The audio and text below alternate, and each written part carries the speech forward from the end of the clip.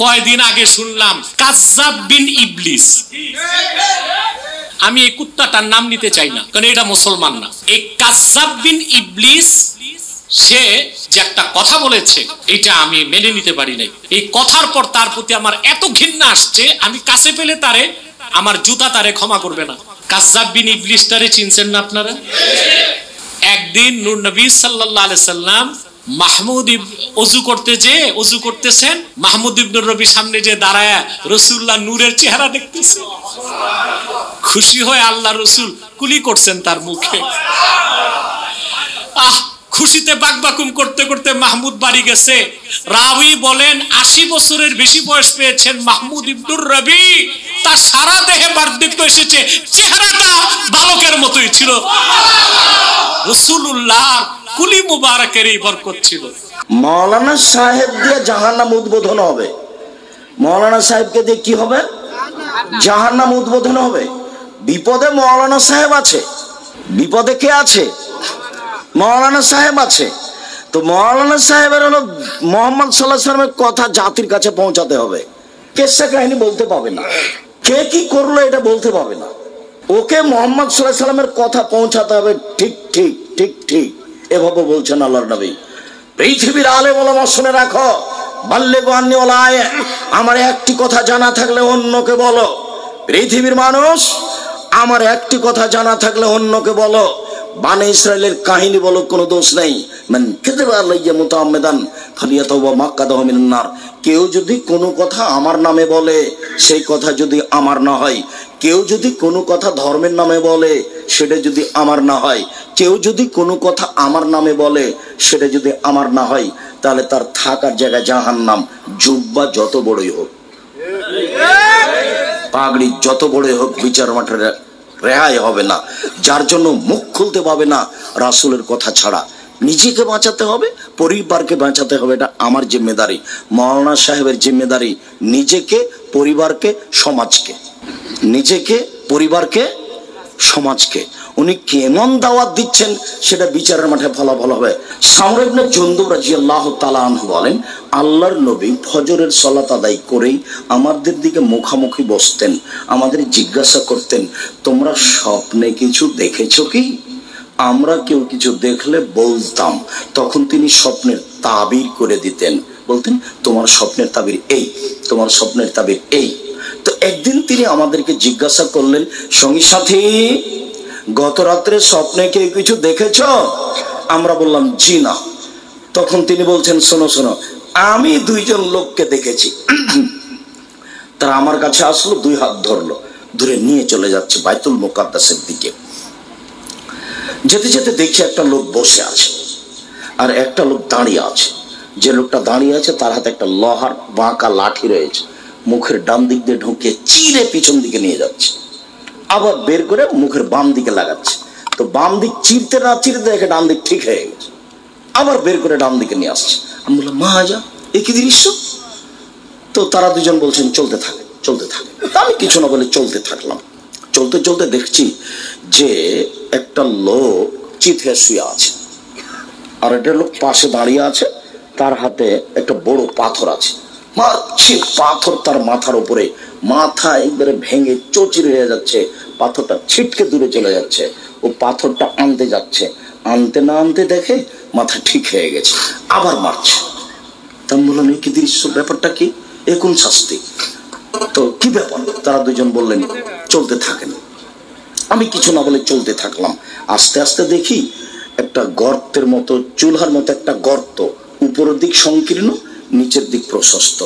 দেখি তার ভিতরে আগুন জ্বলছে, দাদা দাদা দাদা করে আগুন উপরে চলে যাচ্ছে, আবার নিচে যাচ্ছে। দেখি তার ভিতরে পুরুষ এবং নারী উলঙ্গ অবস্থায় জমা ধরে আছে, উলঙ্গ অবস্থায় দুজন করে জমা ধরে আছে, দাদা দাদা দাদা করে উপরে চলে যাচ্ছে, আবার নিচে আসছে, আবার উপরে যাচ্ছে, আবার নিচে আসছে। আমি বললাম, এ কি? তারা দুজন বলেন, চলতে থাকে। আমি কিছু না বলে চলতে থাকলাম। আস্তে আস্তে দেখি একটা নদী, নদীতে পানি নেই, শুধু রক্ত রক্ত, পানি নেই। তো দেখছি নদীর পাশে একটা লোক দাঁড়িয়ে আছে, হাতে পাথর আছে, আর মাঝামাঝিতে একটা লোক আছে। করলো মারা দেয় খোঁজা। যতবার উঠার চেষ্টা করছে পাশ থেকে পাথর মেরে তার মুখটাকে ভেঙে দিচ্ছে পাশের লোকটা। যতবার চেষ্টা করছে উঠার ততবার পাথর দিয়ে তাকে রক্তের মাঝামাঝিতে করে দিচ্ছে আর মুখটা ভেঙে দিচ্ছে। আমি বললাম এ কি? তারা দুজন বললেন চলেন, চলতে থাকেন। তো আমি কিছু না বলে চলতে থাকলাম। দেখে একটা বাগান, সবুজ বাগান, অনেক বড়। দেখি গাছ, একটা অনেক বড় গাছ। বাগানের ভেতরে গাছের পাশে একটা বৃদ্ধ মানুষ বসে আছে। বৃদ্ধ মানুষ, তার সামনে দেখি অনেকগুলো বাচ্চা ছেলে আছে। দেখি পাশে একটা লোক দাঁড়িয়ে আছে, তার হাতে একটা লোহার বাঁকা লাঠি আছে, এইভাবে আগুনকে উত্তেজিত করছে। এটা আমি দেখতেই তারা দুজন উপর দিকে নিয়ে চলে গেল, একটা ঘরে ঢোকালো। এত সুন্দর ঘর আমি কোনোদিন দেখিনি। ঘরে আছে যুবক, ঘরে আছে যুবতী, ঘরে আছে মহিলা, ঘরে আছে পুরুষ, ঘরে আছে বৃদ্ধ মানুষ, সব ভর্তি। বের করে নিল, আরো উপরে নিয়ে গেল আর একটা ঘর। আল্লাহু সামাদ, পরের ঘরটা আগের ঘরের চেয়ে আরো সুন্দর। দেখি এখানে যুবক আছে আর বৃদ্ধ মানুষ আছে। আমি বললাম এই শোনো, এতক্ষণ যা দেখলাম বলে দাও। কি দেখলাম? কালা। তারা দুজন হ্যাঁ সব বলে দেবো। শুনে, ওই যে প্রথম লোকটাকে দেখলেন না, ডান দিক দিয়ে, মুখের ডান দিক দিয়ে বাঁকা লোহার লাঠি ঢুকে চিরে ফেলা হচ্ছে। ফারাজুলুন কাযযাব, মিথ্যুক, মিথ্যে কথা বলতো। ইফালু বিহিল ইয়াউমিল কিয়ামা, যতদিন পর্যন্ত জাহান্নাম জান্নাত বিচার না হচ্ছে ততদিন পর্যন্ত তার এই শাস্তি হতে থাকবে। মিথ্যে কথা থেকে বিরত থাকতে হবে। আল্লাহ নবী বলছেন পৃথিবীর মানুষ শুনে রেখো, কেউ যদি মজাক করে হলেও মিথ্যে না বলে, আমি মুহাম্মদ সাল্লাল্লাহু আলাইহি ওয়াসাল্লাম তাকে একটা জান্নাতে ঘর নিয়ে দিব। মজাক করে হলে মিথ্যে না বলে, যে মিথ্যে বলবে তার শাস্তি এই। তারপরে যে আপনি দেখলেন পাথর দিয়ে একজন মানুষের মাথা ভেঙে দেওয়া হচ্ছে, উনি হচ্ছেন মাওলানা মানুষ, ইলম অনুযায়ী আমল করেননি, রাতে কোরআন তেলাওয়াত করেননি। মাওলানা সাহেব বড় বিপদে, এই কারণে তার মাথাকে ভেঙে দেওয়া হচ্ছে। তারপরে যে আপনি দেখলেন চুলার মতো একটা গর্ত, ধাঁধা ধাঁধা ধাঁধা করে আগুন জ্বলছে, উপরে যাচ্ছে নিচে নেমে আসছে। এই পুরুষ এবং নারী উলঙ্গ হয়ে জমা ধরে আছে, দাদা করে উপরে উঠে যাচ্ছে আবার নিচে নামে আসছে। এ হলো ব্যভিচার। ব্যভিচার নিয়ে জেনায় লিপ্ত থাকতো। বোঝা গেল না কথা মনে হয়? আমি এখানে আর একটা বাক্য ব্যবহার করি। আল্লাহ নবী আর একদিন বলছেন, আমি ঘুমিয়ে আছি, দুইজন লোক আসলো, এসে আমার দুই হাত ধরে নিয়ে চলে গেল। হঠাৎ দেখি মানুষ অনেক ফুলে ফেঁপে খুব উঁচু উঁচু হয়ে আছে, দুর্গন্ধে টিকা যায় না। মনে হচ্ছে ওরা গণশৌচাগার, মনে হচ্ছে ওরা গ্রামের টয়লেট, মনে হচ্ছে ওরা গণশৌচাগার, মনে হচ্ছে ওরা গ্রামের টয়লেট। আমি বললাম জিব্রাইল এরা কে? তখন জিব্রাইল বলছে অহমুজনাতা সাওয়ানি, এরা হলো ব্যভিচার। ব্যভিচার নেই। এই ছেলে মনে থাকবে, জমা ধরে আগুনে জ্বলছে, এরা কারা? ব্যভিচার। ব্যভিচার নেই। আর একটা বর্ণনায় আল্লাহ নবী বলছেন যে খুব স্বাস্থ্য মোটা মোটা হয়ে আছে, দুর্গন্ধে টিকা যায় না, এরা কারা? ব্যভিচার। ব্যভিচার নেই। এইখানে আল্লাহ নবী একটা কথা বলেছেন যে যারা ব্যভিচার মহিলা, ওদের লজ্জা স্থানের গন্ধে জাহান্নামীরা জাহান্নামে টিকতে পারবে না। যদিও ওই সূত্রের একটা দুর্বলতা পেশ করা আছে, কিন্তু তিনি এই কথা বলেছেন। তারপরে যে আপনি দেখলেন না, একটা লোক রক্তের নদীতে পড়ে আছে, নদীতে পানি নাই, যতবার উঠার চেষ্টা করছে ততবার তার মুখের উপরে পাথর দিয়ে তার মুখটা ভেঙে দেওয়া হচ্ছে। আকেলুর রেবা, ও হলো সুদখোর। এটা হলো আমাদের আলোচনার সাথে সম্পৃক্ত কথা, হাদিস বুখারী। যার মুখকে, যে লোকটা রক্তের নদীতে পড়ে আছে, পাথর দিয়ে মুখ ভেঙে দেওয়া হচ্ছে, কে? সুদখোর। বিচারের দিন পর্যন্ত এভাবে শাস্তি হতে থাকবে। এই ছেলে,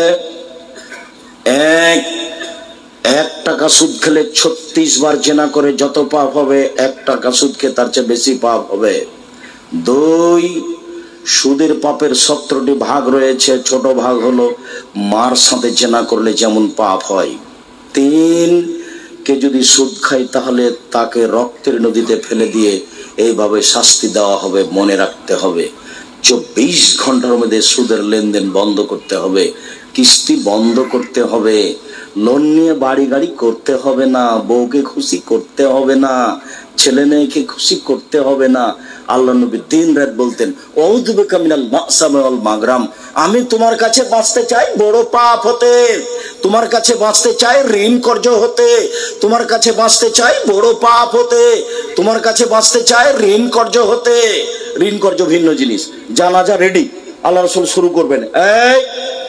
এ ঋণ আছে নাকি? জি আছে। তাহলে গেলাম আমি, তোমরা জানাজা করো। যার ঋণ আছে তার জানাজা হবে না। হুজুর পড়িয়ে দিয়েছেন তো, হুজুর টাকা দিয়ে তারা রেখেছে সেই জন্য। আপনি আমাকে বলেন তো দেখি, আমার জীবনে এমন কোনো দিন আসেনি, এই দীর্ঘ জীবনে আমি 90 সাল থেকে শিক্ষকতা করি। 88 আগস্টের 20 তারিখ রোজ বুধবার, পরিস্থিতি আমাকে কোনোদিন চাপ দিয়ে কোনো কথা করিয়ে বলতে পারিনি। সাহসী রাখে না, ওই হিসাবে আমি করি না। আল্লাহ আমাকে এমন ভালোভাবে রেখেছে, আপনার টাকা দিয়ে আমাকে চলতে হবে এরকম আমার কোনোদিন পার হয়নি। আমি আপনাকে টাকা দিতে প্রস্তুত ইনশাআল্লাহ, ওই হিসেবে আমি করি না। যার কারণে আমি কোনোদিন এই বিপদের মধ্যে আল্লাহ আমাকে ফেলেননি। আমি আমার জীবনে কোনোদিন অপ্রয়োজনীয় বাক্য বলি না, আমার জীবনে আমি কোনোদিন মাঝহাব নিয়ে কথা বলিনি, আমার জীবনে আমি কোনোদিন সরকার নিয়ে কথা বলিনি। আমি মানুষের সামনে দাঁড়ালে বসলে বিষয়ভিত্তিক কথা বলি। যা বলছি, সুদের পাপ মহাপাপ, সুদের পাপ মহাপাপ।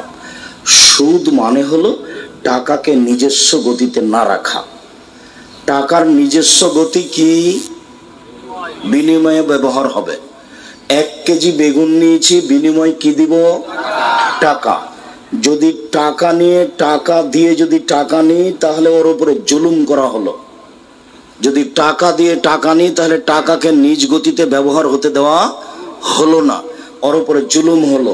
এখন সমাজ নিঃস্ব হবেই। তখন আল্লাহ বলেছেন ওর টাকা কমে যাবে, আল্লাহর নবী বলেছেন ও নিঃস্ব হবে। হাদিস এবং কোরআনের সমন্বয়ে আব্দুর রাজ্জাক বিন ইউসুফ বলেছেন তাকে একদিন ভিক্ষা করে খেতে হবে, সে একদিন ভিক্ষুক হবেই। হয় সে ভিক্ষা করবে, না হয় তার ছেলে করবে, না হয় তার ছেলে করবে। সুদের টাকা থাকবে না। আল্লাহ বলেছেন কমে যাবে, নবী বলেছেন নিঃস্ব হবে। যেহেতু নিঃস্ব, কাজে দেশের সব টাকা 2-1 জনের কাছে চলে যাবে, বাকি লোক নিঃস্ব হয়ে যাবে। পৃথিবীর টাকা 2-1টা দেশে চলে যাবে, বাকি দেশগুলি দেউলিয়া হয়ে যাবে। এটা হলো সুদের ফলাফল। এই চলে